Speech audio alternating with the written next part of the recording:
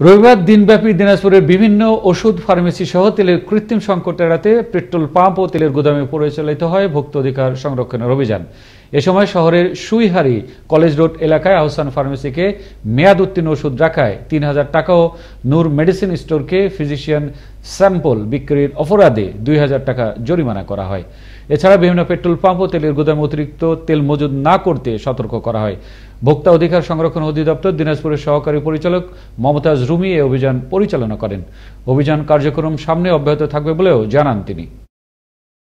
এদিকে বাজারে বাজারে অভিযান পরিচালনা করেছে জাতীয় ভোক্তা অধিকার সংরক্ষণ অধিদপ্তর রংপুর। রবিবার বিকেলে নগরের সাতমাথা মাহিগঞ্জ কামাল কাসনা কাঁচা বাজারে অভিযান পরিচালিত হয়।